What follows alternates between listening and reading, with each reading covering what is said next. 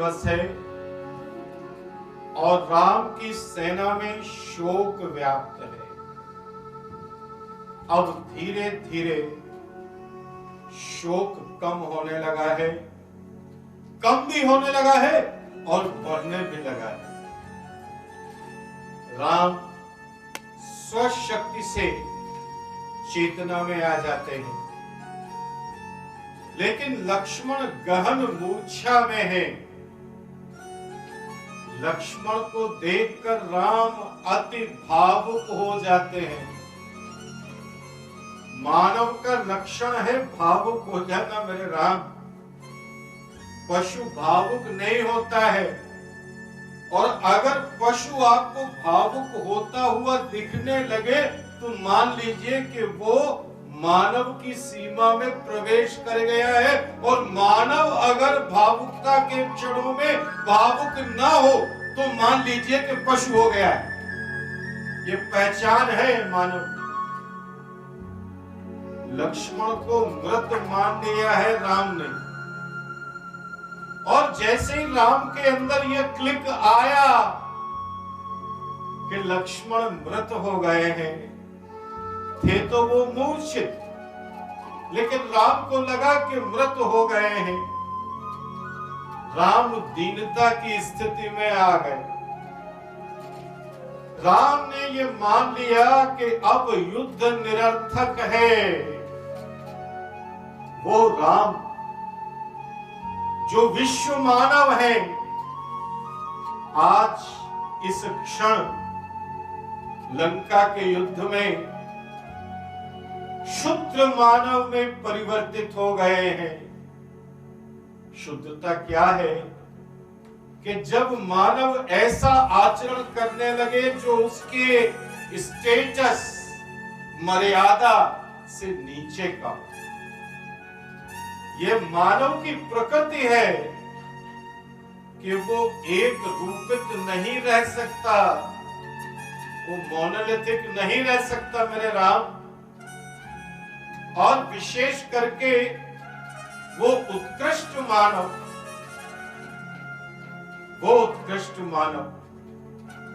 जो अपने नैनों के दर्पण में पूरी सृष्टि को देखता हो, एक क्षण में परिवर्तित हो जाता है क्षुद्र मानव में। राम को अब सीता और समष्टि की कोई चिंता नहीं है। राम कहते हैं कि अगर लक्ष्मण नहीं है तो कुछ नहीं है। छाया मत छूना मन, लक्ष्मण तो राम की छाया है। राम युद्ध को समाप्त मान लेते हैं और इतने आर्द्र हो जाते हैं, बिल्कुल आर्द्र हो जाते हैं। भरा हुआ गला है, अश्रु आंखों से बह रहे हैं। राम ने युद्ध को समाप्त मान लिया है और विदाई दे रहे हैं वानर सेना को कि हे वानर योद्धा, हे यूथपति, जाओ तुम किष्किंधा लौट जाओ। अब ये युद्ध मेरे किस काम का? लक्ष्मण नहीं तो कुछ नहीं, लक्ष्मण नहीं तो कुछ नहीं। यहाँ सीता का अस्तित्व भी विलीन हो गया है राम के समक्ष। और राम राज्य की जो कल्पना लेकर के चले थे चित्रकूट से राम दंडकारण्य की ओर, और जन स्थान होते हुए किष्किंधा होते हुए पहुंचे हैं लंका, सब समाप्त हो गया है। और जब ऐसा देखा विभीषण, तो विभीषण घबरा जाते हैं। राम को देखकर विभीषण तो अत्यधिक घबरा जाते हैं।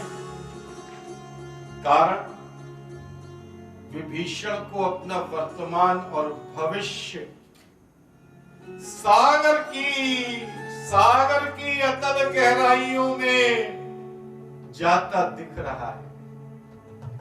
विभीषण को अपना अस्तित्व सागर की गहराइयों में जाता दिख रहा है। डूबता हुआ जहाज बन गए हैं विभीषण। कारण कि अगर राम वापस हो जाएंगे और राज्यविहीन राम से मिलेगा क्या विभीषण को, और लंकेश तो उन्हें छोड़ने वाला है नहीं, क्या होगा विभीषण सोच रहे हैं अपने बारे में। और अचानक सुग्रीव के अंदर नेतृत्व क्षमता का जागरण होता है। यह प्रत्युन्नमति का युद्ध हो गया है। सुग्रीव विभीषण की पूरी वानर सेना को धैर्य बंधाते हैं। सुग्रीव को अपनी खोई हुई भूमिका, अपना विलोपित अस्तित्व वापस लौटता दिखता है। सुग्रीव की कार्य शक्ति भाव प्रवणता से संचालित होती है। सुग्रीव एक ऐसे प्राणी है जो विवेक से संचालित नहीं है, इट्स नॉट रेशनल, वो भाव से संचालित।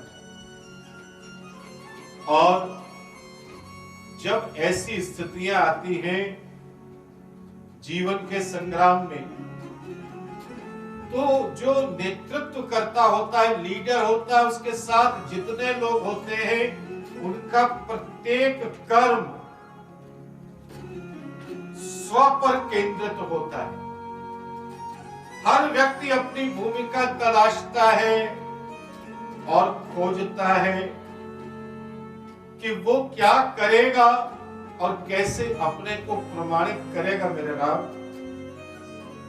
सुग्रीव अपने श्वशुर सुषेण से कहते हैं कि लक्ष्मण अभी मूर्छित है और राम की स्थिति शोचनीय हो गई है।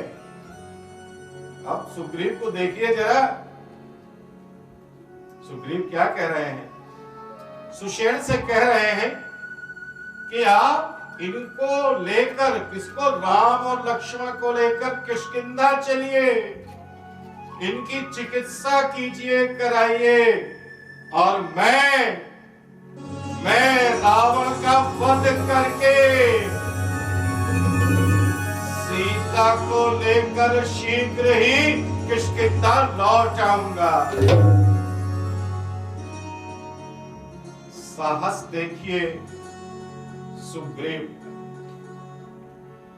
सुग्रीव के साहस को ठेस लगी है कि जब राम स्वयं समर्पति हो गए। सुग्रीव को लगा था कि युद्ध तो वो करेगा, राम के लिए करेगा। राम ने सुग्रीव के लिए बाली का वध किया है और सुग्रीव बदला पूरा करेगा, ऋण चुकाएगा और राम के लिए रावण का वध करेगा। सुग्रीव तो सुग्रीव है, उसमें रणनीति नहीं है, उसमें आर्टिफिशियल इंटेलिजेंस भी नहीं है और इमोशनल इंटेलिजेंस भी नहीं है। पहचान ही नहीं पा रहा है परिस्थितियों। और जब सुग्रीव ये कहते हैं सुषेण से कि आप राम लक्ष्मण को ले जाइए किष्किंधा, मैं रावण का वध करके सीता को लेकर के लौट रहा हूं, तो इस विषाद भरे महापरिवेश में भी सुग्रीव की बात सुनकर के सभी के चेहरे पर व्यंग और हंसी तैर जाती। ऐसा लगता है कि किसी गमगीन माहौल में अचानक एक मासूम तोतला बच्चा बोल उठा हो, कोई भी व्यक्ति सुग्रीव की बात पर कोई रिएक्शन नहीं करता, प्रतिक्रिया नहीं देता, और सुषेण कहते हैं हनुमान से कि हे हनुमान, तुम जाओ क्षीर सागर के तट पर। क्षीर सागर अरब सागर, अराबिक सी, पयो निधि, क्षीर माने दुग्ध, पय माने दुग्ध, क्षीर सागर, क्षीर सागर के तट पर जाओ, और वहां तो पर्वत है, द्रोणगिरी और चंद्रगिरी। इन पर्वतों से कुछ औषधियां लेकर के आओ, इनका प्रयोग करके मैं लक्ष्मण को होश में लाऊं। तभी अभी हनुमान जा नहीं पाए हैं, और नेतृत्व संकट के घिरे हुए मेघों के बीच यहां क्राइसिस ऑफ लीडरशिप हो गया है, नेतृत्व संकट उत्पन्न हो गया है। गुरुत्मान वैनतेय गरुण का अवतरण होता है। गरुण दक्ष प्रजापति की बेटी और अरिष्टनेमि की पत्नी विनीता के पुत्र हैं। पहले वो सर्पों के अनुचर थे, उनकी मां भी अनुचर थी सर्पों की, लेकिन अपनी ईमानदारी के पुरस्कार से, ईमानदारी का पुरस्कार क्या था कि उन्हें काम सौंपा गया था कि वो अमृत कलश लेकर के आए। वो ले आए थे, लेकिन उसमें एक बूंद अमृत का ग्रहण नहीं किया था, और इसी का पुरस्कार मिला था कि वो सर्पों के दासत्व से मुक्त हो गए थे, और वरदान मिला था कि सर्पों का भोजन करने की शक्ति उन्हें प्राप्त हो जाएगी। ऐसे गरुड़ विनीता के पुत्र होने के कारण वैनतेय कहलाए। पक्षीराज आए, अपने पंखों के स्पर्श मात्र से लक्ष्मण और अन्य मूर्छित बानरों को चैतन्य बना देते हैं।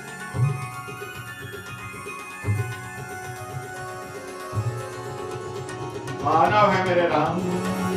हर श्री राम भेटहु हनुमाना, अति कृतज्ञ प्रभु परम सुजाना। तुरत बैठ तब कीन्हु पाई, उठि बैठे लक्ष्मण हरसाई। उठि बैठे लक्ष्मण हरसाई। हृदय लाई प्रभु भेटहु भ्राता, हरषे सकल भालुक विधाता। हरषे सकल भालुक विधाता। हरषे सकल भालुक विधाता। मानव है मेरा राम। सर्प को वश में करने के लिए ही ऋत ने गरुड़ को उत्पन्न किया है। जो ये ऋत का चक्र है मेरा राम, वरुण जिसके देवता है ऋतस्य गोपा, ये ऋत क्या है? Universal cycle of the nature, सृष्टि का शाश्वत चक्र ही ऋत है। तो इस ऋतु में जो एंटागोनिस्ट है वो भी जान ले कि ऋत ही तो वो शक्ति है जो सृष्टि को संचालित करती है। इसना का जो चक्र है उसमें जो हायरार्की है पद सोपान क्रम है वो ऋत ने उत्पन्न किया, ऋत ने उत्पन्न किया। जो सर्पिणी है एक बार में 1000 अंडे देती है। मेरे राम, अगर सारे अंडे जीवित बच जाएं तो इस सृष्टि में तुम रहोगे, मैं रहूंगा, यह सर्प रहेगा। इसीलिए सृष्टि की एक ऐसी मां है सर्पिणी, नागिन, जो अपने ही अंडे खा जाती है। 2-4 बच जाते हैं, वही सृष्टि के लिए मुसीबत बन जाते हैं। तभी तो किसी स्त्री को अगर अपशब्द कहा जाता है तो उसे नागिन कह दिया जाता है। ये ऋत का कमाल है, ये ऋत का कमाल है। सेव पैदा होता है, हार्ड है, कोई कवर नहीं है उसके ऊपर, लेकिन संतरा पैदा होता है तो वो कवर में पैदा होता है, पैकिंग में पैदा होता है। ये ऋत का कमाल है। तो सर्प को वश में करने के लिए ऋत ने गरुण को उत्पन्न किया। राम शिविर में उल्लास छा गया है, और ये उल्लास का जो स्वर है, कोलाहल है, ये लंका तक पहुंचने लगा है। अचेतन सीता की चेतना भी जागृत होती है। शर्मा राम लक्ष्मण के शुभ समाचार संप्रेषित करती है। वैनतेय गरुण के इलाज से लक्ष्मण के स्वस्थ होते ही अब युद्ध पुनः शुरू होने वाला है। युद्ध पुनः शुरू। अब जो युद्ध शुरू हो रहा है मेरा राम, उसमें राम ने एक कर्म विशेष किया है। इस संकल्प में विकल्प को खुला रखा है। संकल्प में विकल्प को खुला रखा। मेरे राम, तुमने सुना है कि संकल्प में विकल्प नहीं होंगे। हाँ, अगर संकल्प शुभ है, समष्टि के लिए, तो उसका विकल्पहीन होना ही शुभ है। लेकिन अगर संकल्प स्व कामना पर केंद्रित है तो उसमें विकल्प का होना भी आवश्यक है। देखिए कैसे घट रहा है यहां। रावण आया है युद्ध क्षेत्र में पहली बार। रावण के साथ बहुत से योद्धा, राक्षस योद्धा आए हैं युद्ध क्षेत्र में।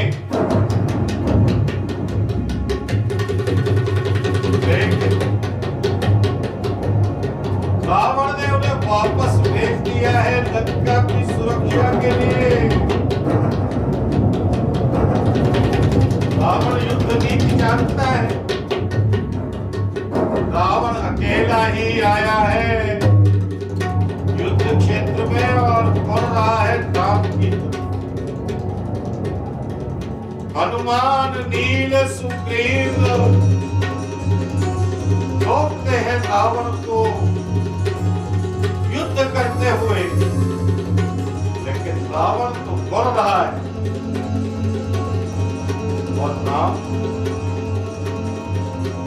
रावण के तेज से प्रभावित। रावण के किए गए अपराध के कारण दंड देने को भी प्रतिबद्ध है। राम सबसे पहले लक्ष्मण को रावण पर आक्रमण के लिए भेजते हैं। लक्ष्मण से युद्ध के प्रथम चक्र में रावण का धनुष टूट जाता है।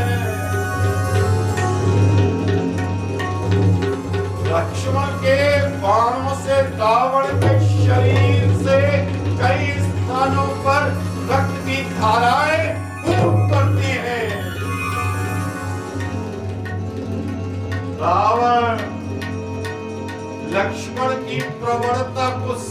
जाता है। रावण ये भी पता लगा चुका है कि नागपाश के समय लक्ष्मण के जीवन के लिए राम कितने व्याकुल थे।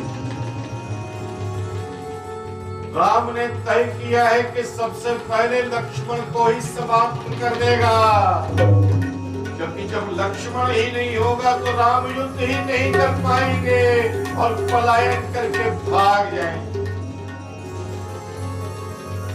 रावण ब्राह्मी शक्ति का प्रयोग करता है लक्ष्मण के ऊपर।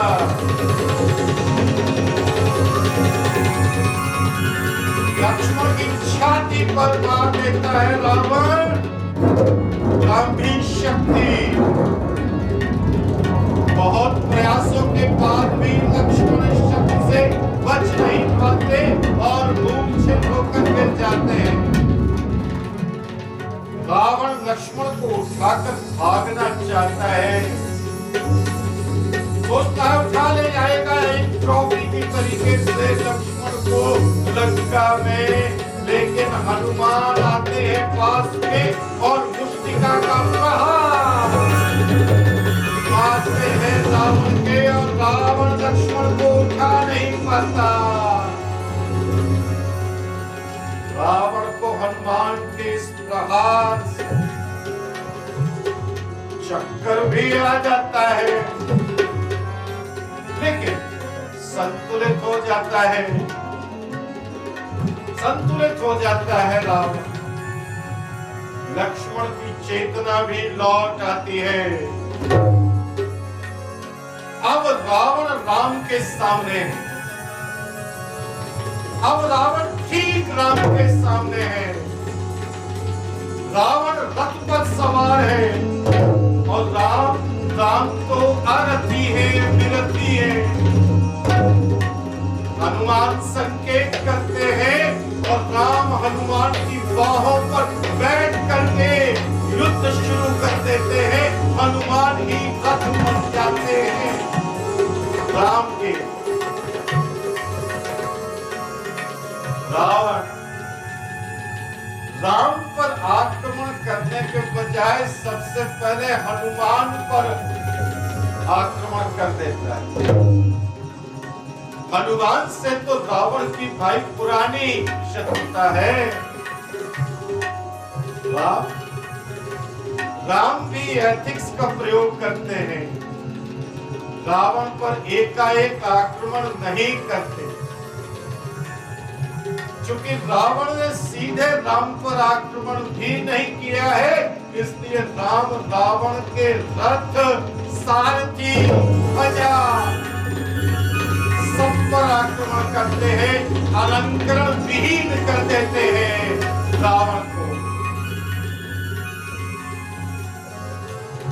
रावण ने चूंकि राम के वाहन हनुमान पर आक्रमण किया है, इसलिए राम उसी का प्रत्युत्तर देते हैं। राम अगर चाहते तो तत्काल ही रावण पर आक्रमण कर देते, लेकिन राम अभी भी रावण को क्षमा मांगने और समर्पण का विकल्प दे रहे हैं। संकल्प में विकल्प खुला हुआ है। मुकुट और शस्त्र अस्त्र विहीन रावण राम के सामने है। राम के सामने है मेरे राम। राम के सामने है मेरे राम। कौन? रावण, जिस पर ना शस्त्र है, ना अस्त्र है, ना मुकुट है, ना रथ है, ना सारथी है। अकेला खड़ा है उनके सामने रावण। कौन नहीं मारेगा ऐसे शत्रु को अपने सामने पाकर। लेकिन राम को तो मर्यादा पुरुषोत्तम बनना है, केवल कर्मोत्तम नहीं बनना है, केवल लक्ष्य प्राप्त नहीं करना है। लक्ष्य के साथ में मर्यादा, जिसे आज हम एथिक्स कहते हैं, एथिक्स को स्थापित करना है। इसलिए राम छोड़ देते हैं। राम कहते हैं रावण से, राम कि तुम इस समय अस्त्र शस्त्र विहीन हो, तुम्हें मैं नहीं मारूंगा, आक्रमण नहीं करूंगा तुम्हारे ऊपर, जाओ विश्राम करो। और अगले दिन का युद्ध का निमंत्रण भी साथ में देते हैं। रावण को युद्ध का निमंत्रण भी देते हैं, विश्राम के लिए सुझाव भी देते हैं, युद्ध भी नहीं करते, आक्रमण भी नहीं करते। ऐसे है मेरे राम, मानव है मेरे राम, मानव है मेरे राम।